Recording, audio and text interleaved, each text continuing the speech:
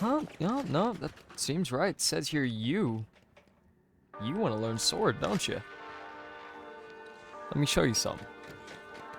So the first thing I wanted to go over is just a way to extend your normal lunge. In the game right now, it's set to 5 meters flat unless you add a dash, of course. Now, you can actually extend this by about 3 meters if you time a slide at the very end of it.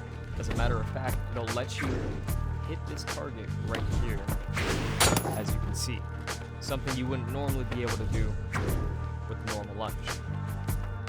So with this tech, I want to add that I personally like to add a little hop in it. I feel like it adds maybe an extra 0.2 to 0.3 meters, but I couldn't exactly say on that. I definitely feel like it's a bit quicker if you need to get to that enemy in that instant.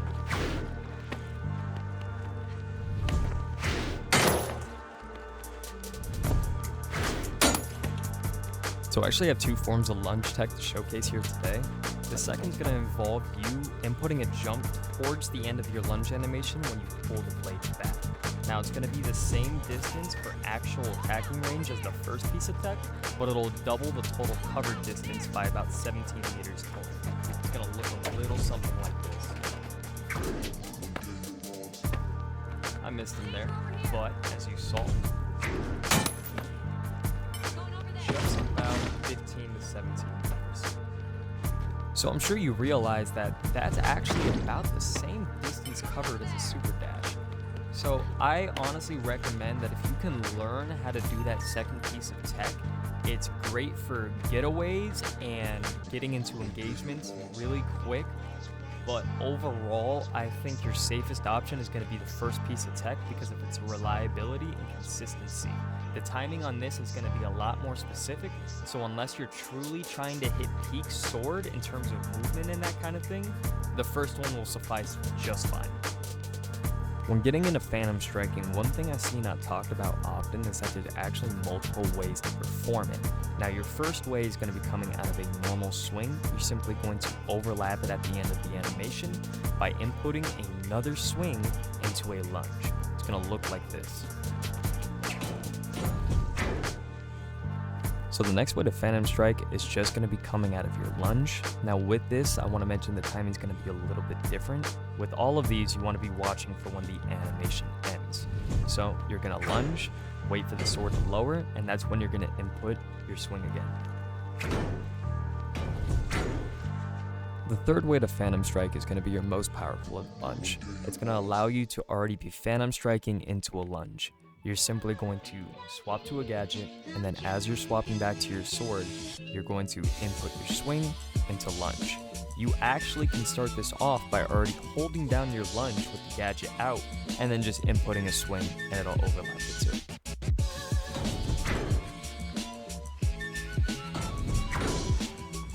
This next one I got for you is actually pretty interesting. It's going to involve you using a ledge, and as you're mantling over, just inputting your swing into your lunge, allowing you to phantom strike. Pretty cool, right? This one here, I haven't actually seen anybody talk about, but with that, it's genuinely not the most useful of the bunch. So you can taunt and then phantom strike coming out of it. So if you're expecting a team to rear the corner, this is really the only use case I could ever see this being good. But just like that, you're going to hold right click and then you're going to spam left click.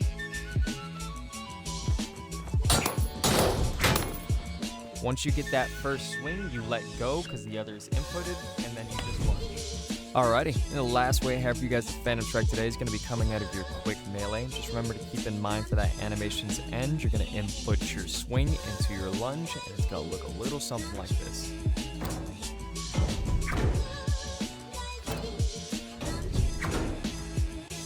The last and the most important thing to note with phantom striking here today is that it's never going to be a guarantee. Actually, it has this weird mechanic where you can disable and re-enable the ability to do it.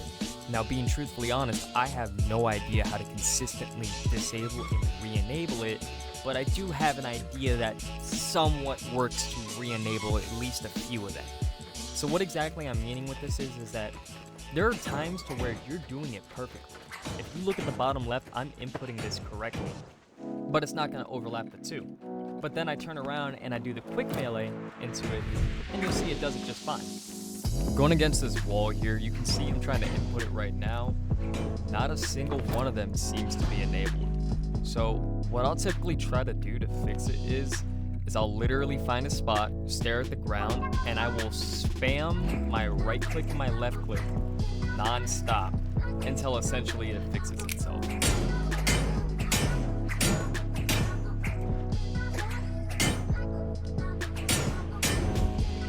And now it's fixed. Now I have to note, it's probably not gonna fix all of them at once. Hell, there's even a chance it might even disable another one. But it's really the only way that I know to quote-unquote consistently fix it. Like, you can see I can do this one right now. I can do the quick melee one. But I didn't fix the gadget swapping. Well, that wraps up the video, guys. Those are going to be the most important pieces of tech you want to know with Sword. If you guys want to see any more like this from me, you guys know what to do. But besides that, y'all have a good day.